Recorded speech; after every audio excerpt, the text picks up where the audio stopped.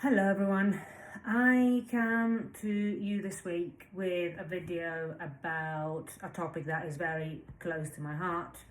It took me a while before I openly spoke about this. It's been at least 9 years since I went through this horrific experience myself, but this week was particularly interesting in terms of how often this topic has come up both on social media content and internet content and experiences of people in my life.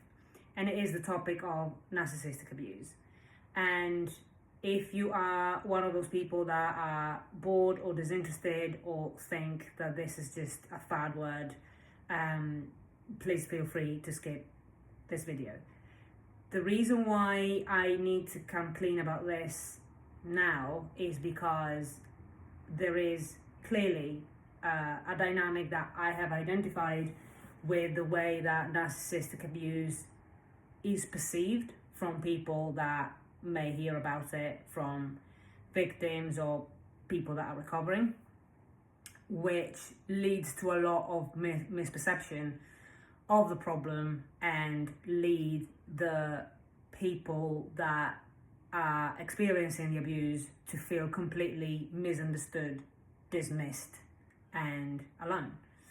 So the first problem is that people don't take narcissistic abuse seriously, and very often is because the people that go through abusive relationships, they do not use the correct terminology to describe what they are experiencing, and very often they use the term narcissistic abuse to describe anybody, either a partner or not, that is someone that isn't a particularly nice person, may be abusive, or maybe just an asshole.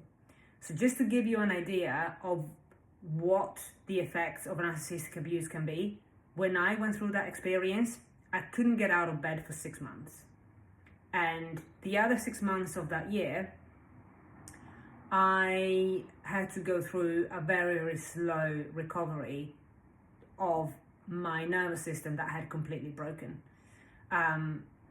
It was 6 months of completely sleepless nights, at the mercy of not knowing if I was gonna have a heart attack in a minute.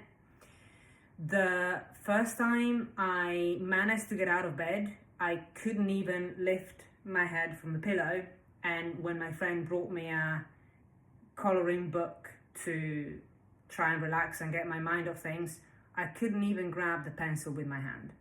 So these are the extremely damaging effects, some of them, because for some people they are much worse, that narcissistic abuse can have on the mind and body of a person.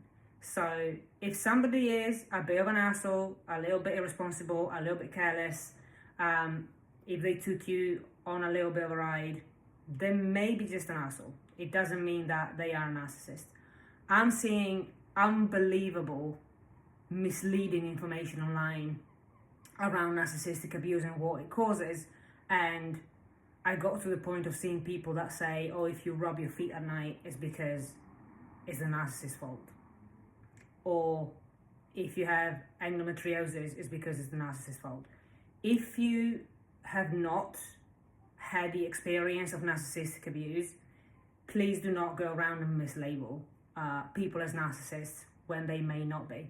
And the traits of a narcissist, they are widely documented, you can find them, but what I always say to people that come to me and say that the person that they're dealing with may be a narcissist is I probe for two specific things. A, does it look like they had an agenda all along? As in, if the way that they treated you changed really suddenly, was it because they felt in one way and then in a different way, or was it because it was clear that from the beginning they had a plan to kind of lure you in a dynamic and then damage you in the middle? Because that's what narcissists do. And the second one is, do they actually draw satisfaction from your pain, because having a sadistic nature is also a very distinctive feature of a narcissist. They do it because they want to have the negative effect on you. So if you don't have these two, probably not a narcissist. Problem number one, labeling people as narcissists when they're not saying that they're not, there aren't any other types of unpleasant, dishonest, and people with whom it's not possible to have a balanced relationship. What I'm saying is that they're probably not all narcissists. They may have other cluster B personality traits. They may just be a dick. The second problem, which is the other side of the same coin, is the fact that because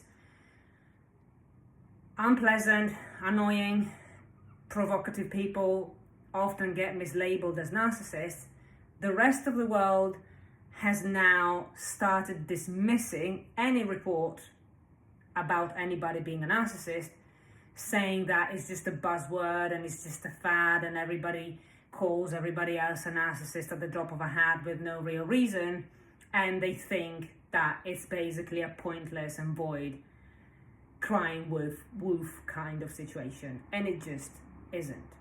So neither side are correct. The truth is in the middle. Narcissists are a very real thing. They very much exist. Trust me, I got the t-shirt. So I'll leave you with this thought. Before you go and misdiagnose someone as a narcissist, ask yourself, have I been through this experience? Do I know what it's actually like? Do I know what a narcissist actually acts like? And based on this, is this person it? And before you go and dismiss somebody that says, I think I might be going through narcissistic abuse, ask yourself, do they have this trait? And ask the person, do they have this trait? Because if they do, they probably are a narcissist. And for everybody else out there that are going through narcissistic abuse now and they feel like they've had all of the life sucked out of them, that there's no point in living anymore, that feel absolutely, utterly confused and in a state of total despair because they are going through this, I'm telling you, you are not alone. It feels like you are, but that tunnel that feels like it's infinite and that it removed all point of living actually does have an end, and it's closer than you think. Don't get lonely.